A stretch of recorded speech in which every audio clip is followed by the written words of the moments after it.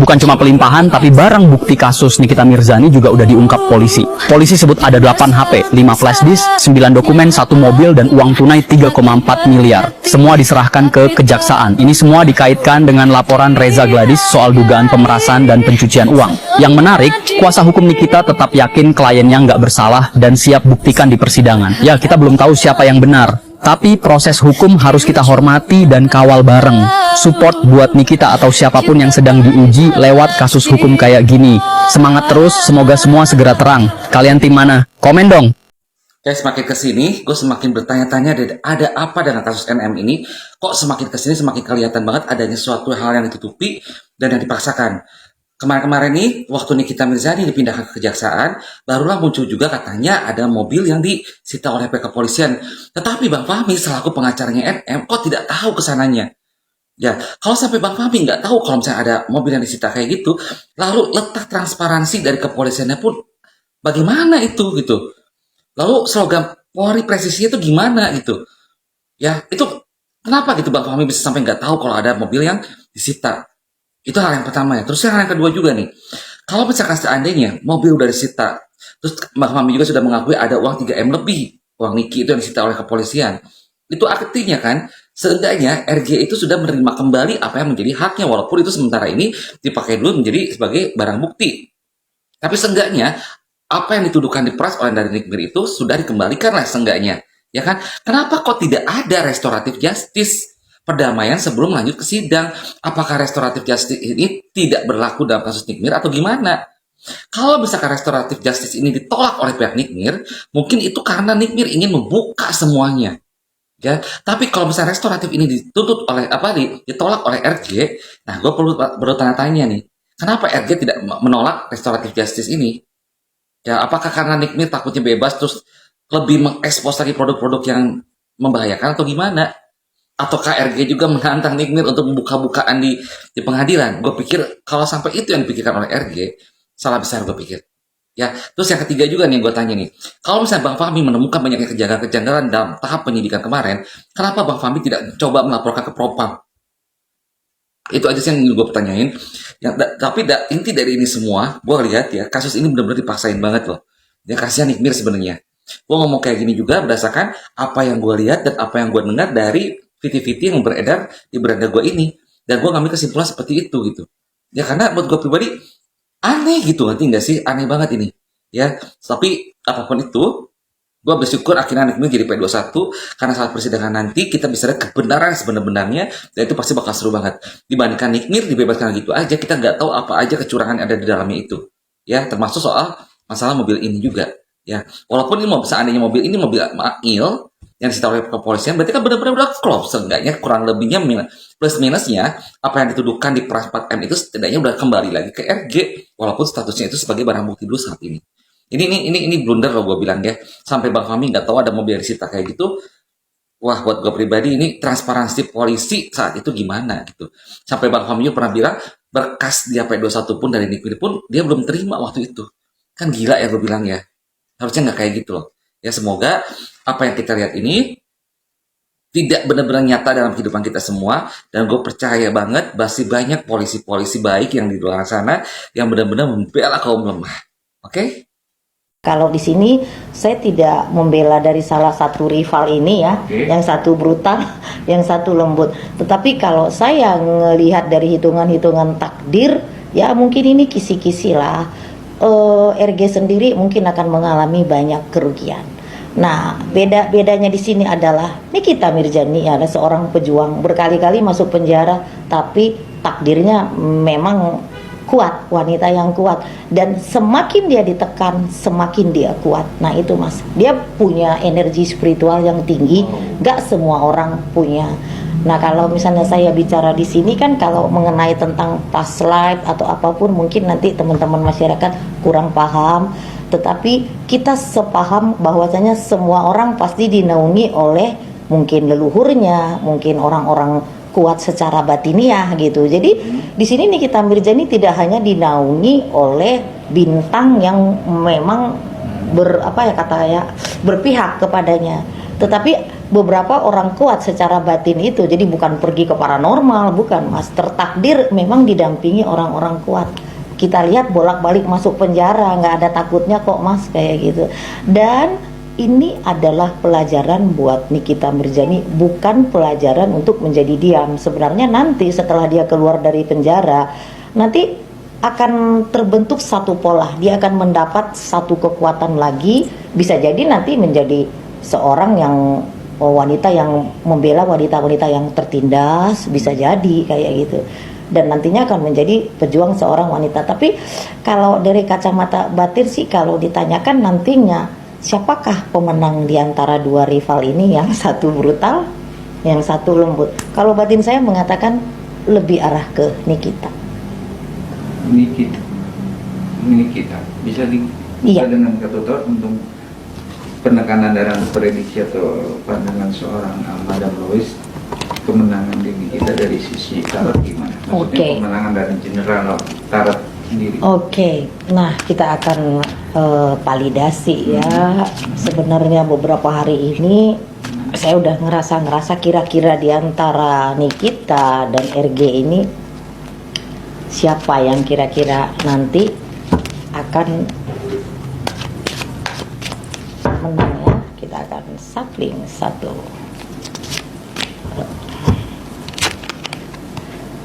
Oke, 8 cup ya, ini maka Nikita yang akan mendapatkan piala kemenangan nantinya, ataupun ya bisa jadi mereka itu berdamai. Karena bagaimanapun saat ini kalau kita lihat secara batin, sebenarnya yang lebih worry itu sebenarnya auranya Dr. RG ini. Kalau kita lihat secara batin, aura yang lebih merasa ketakutan itu sebenarnya lebih di pihak Dr. RG-nya mas daripada Nikita. Sebenarnya cuma si Dr. RG ini adalah seorang Venus yang manipulatif. Dia pintar menyembunyikan menyembunyikan seperti apa perasaannya di depan orang lain. Karena kalau Dr. RG ini kan lebih ke pencitraan mas orangnya, lebih ke arah pencitraan. Kalau Nikita kan belak-belakan, apa yang ada di luar itu yang ada di dalam. Kalau kita lihat dari hitungan-hitungan astrologi, si Dr. RG ini sendiri itu sebenarnya angkanya itu sama-sama sih 8, tetapi lebih ke arah manipulasi. Jadi manipulasi energi. Dia punya 2 energi, yang satu misal walaupun nggak suka dengan seseorang, dia berpura-pura suka ya. Jadi ada 2 energi di dirinya. Kalau Nikita ya memang energinya seperti itu, belak-belakan dan brutal gitu. Tetapi kalau kita lihat sisi dari kelemahan masing-masing ya, dari kelemahannya itu di kita lebih cepat meledak ya, tapi energi batinnya ketika diserang maka akan semakin kuat. Nah kalau Dr. RG sendiri sebenarnya sekarang ini udah lebih, kalau saya lihat sih auranya lebih ke arah sakit-sakitan sih mas. Cuma dia pintar menutupi dirinya di depan audiens, karena kan dia lebih ke arah pencitraan seperti itu. Oke, Madam lebih ke pencitraan, tapi melihat momen seorang Nikita Mirzani keluar dari rutan dengan style yang kita anggap tidak biasanya orang tahanan, dan akhirnya keluar dari kejaksaan layaknya orang tahanan yang jadi borgol dan pakai baju tahanan. Ekspresi atau prediksi Madam sendiri melihat seorang RG itu di mana? Melihat seorang Nikita dengan style yang begitu, dan akhirnya ditanda sekarang dilimpahkan ke rutan Pondok Bambu. Ya kalau saya bilang sih batinnya sedang diserang. RG sendiri sekarang batinnya sedang diserang. Dia sedang perang batin. Dan kalau menurut aku sebenarnya sih dari pihak RG ini sendiri pasti sudah ada cara untuk kayak mediasi atau apa. Tapi pasti kan ditolak Nikita ya untuk mediasi itu, karena mungkin merasa Nikita ini bukan lagi soal pencemaran nama baik ya. Bukan lagi soal itu, karena mungkin kalau terjadi ke kita sendiri mas, tiba-tiba seseorang menelepon kita, tiba-tiba seseorang pengen sesuatu dari kita, terus setelah finishnya tiba-tiba dikatakan kalau kita meras kayak gitu. Ini kan udah soal harga diri, karena sebenarnya untuk seorang Nikita duit segitu kan nggak ada apa-apanya mas gitu, nggak ada apa-apanya. Tapi yang namanya takdir memang ya Nikita harus menjalani kontemplasi ya. Cara-cara Tuhan kadang mendewasakan orang kan berbagai cara mas. Jadi dengan dia dimasuk penjara ini sebenarnya dia nggak kalah. Cuma kalau dia semakin kuat di penjara, maka dokter RG harus berhati-hati. Kenapa? Kalau kita udah cerita batin mas, itu udah berbeda mas. Kalau kita udah cerita batin, cerita hukum langit, itu udah berbeda. Karena mungkin di sini Nikita merasa sakit hati ya karena dia merasa tidak memeras secara terang-terangan, mungkin ya, mungkin memeras halus. Nah ya kita nggak usah munafik lah kalau di posisi kita sebenarnya seperti itu. Orang datang kepada kita untuk menutupi kesalahannya, aibnya, dia pengen kita bantu, iya kan? Nggak munafik juga, semua orang nggak akan menerima uang, iya kan? Beda kalau sekonyong-konyong kita yang datang terus mengadakan ataupun memberikan satu proposal, kamu harus kasih uang segini, kita tekan. Nah itu lain cerita kayak gitu. Tetapi di rekaman daripada video itu kan si RG ini sendiri kan ketawa-ketawa, minta-minta tolong dipertemukan kayak gitu. Nah kenapa tiba-tiba udah selesai ada pemerasan gitu. Oke, 2 pertanyaan lagi nih. Oke, kemarin kan dia juga sempat ketemu itu teman atau sahabatnya, sekarang juga sedang ada Bermasalah. dalam arti kata ya Mahir sendiri yang ngasihkan itu. Gimana sih ekspresi atau melihat dari prediksi Madam sendiri melihat senyuman seorang Mahir yang udah lama nggak ketemu dan akhirnya ketemu di tempat penderitaan lah satu sama lain. Ya sebenarnya saya bilang tadi mas, kadang-kadang dalam hidup ini ya ada kadang musuh menjadi teman, ada teman yang menjadi musuh. Nah kalau kita lihat ya dari auranya sendiri, di situ sebenarnya ada perang batin sih mas.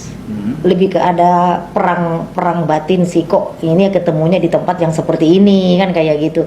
Lebih ada perang batin. Jadi Nikita sendiri atau Mahir sendiri ketika di sana ya mereka sedang belajar gitu. Sedang belajar, alam sedang memberikan pelajaran. Jadi mereka nggak belajar di bangku sekolah, mereka nggak belajar di bangku kuliah. Itu namanya sekolah alam. Jadi di penjara itu sekolah alam namanya gitu. Dan menurut kacamata batin saya, nantinya Nikita keluar dari penjara itu akan semakin bersinar. Ya takdirnya dia keluar dari penjara itu akan semakin bersinar. Bukan orang keluar dari penjara kan akan semakin jatuh. Nikita enggak ya, karena dinaungi oleh ini 8 cup ini. Dan keluar dari penjara nanti pasti akan lebih bersinar. Banyak orang artis-artis yang keluar dari penjara malah makin hancur. Nikita enggak, dia tidak tertakdir untuk jatuh, enggak. Jadi semakin dia dijatuhkan, batinnya semakin kuat, semakin dia diserang akan semakin kuat. Nah itu yang berbeda dengan dokter RG. Dokter RG sendiri terserang begini, sebenarnya udah sakit-sakit, itu udah pasti. Itu kan saya bilang, dokter RG adalah seorang energi yang memanipulasi. Dia nggak akan memperlihatkan bagaimana dia jatuh, bagaimana dia lemah. Walaupun secara batin saya bisa merasakan sebenarnya dia lagi worry juga, lagi dak-dikduk juga. Karena nanti bisa berbalik nih, kita yang melaporkan dia. Jadi bisa satu-satu. Nah akhirnya karena saling melapor, ujung-ujungnya kan saya bilang kemenangan di Nikita atau mereka mau berdamai, itu sih jalan satu-satunya. Jadi pertanyaannya kemarin media mempertanyakan PH dan Nikita Mirzani siap dipersidangan dan siap membuktikan fakta bahwa diduga dia ada pemerasan, itu bisa dibantah ya? Ya untuk full dibantah tidak bisa mas. Kalau untuk full totalitas itu dibantah tidak bisa, karena tetap menerima uang. Tetapi asal muasal kenapa itu dikatakan menjadi suap kan harus diteliti lagi mas gitu. Nah jadi ya nggak bisa salah. Kalau terjadi ada salah satu suap, apakah hanya yang menerima uangnya yang kena, terus yang menyuapnya bagaimana? Terus pertanyaan, kenapa seorang dokter RG ini mau menyuap seorang Nikita Mirzani? Harusnya kan pemerintah harus ada poin, ada apa dengan skincare-nya? Nah, kenapa izinnya masih beredar gitu loh? Kenapa nggak dipertanyakan izin BPOM-nya? Kenapa masyarakat masih memakai skincare-nya? Kan itu. Nah, kita ini kan orang yang pihak ketiga yang melihat. Nah, berarti tidak perlu pakai kacamata batin saya. Berarti kan produknya dokter RG ini berarti ya dia ngerasa ada yang salah, makanya dia berusaha untuk menutupi gitu. Kalau memang pemerintah kita cerdas ya harus dua-duanya yang harus diperiksa juga dong Mas gitu. Nah, terjadinya satu penyuapan adanya dua hal yang bertransaksi, bener dong. Nah, kalau misalnya yang bertransaksi, kenapa hanya Nikita gitu? Nah, makanya saya bilang di sini Nikita tidak tertakdir untuk ibaratnya nanti masuk penjara sampai berapa tahun, enggak gitu. Karena tetap ada serangan bawah tanah dari Nikita yang akan menyerang dokter RG ini. Justru sekarang pihak di RG ini Nikita di penjara nih Mas. Tapi Nikita tenang-tenang aja, dia kontemplasi. Justru si dokter RG yang di luar penjara yang sekarang merasa ketakutan. Dia sangat takut. Nanti dari Nikita sendiri seperti apa serangan baliknya. Justru itu yang kita tunggu-tunggu. Serangan balik dari seorang Nikita Mirzani, seorang pejuang, nggak main-main itu nantinya Mas.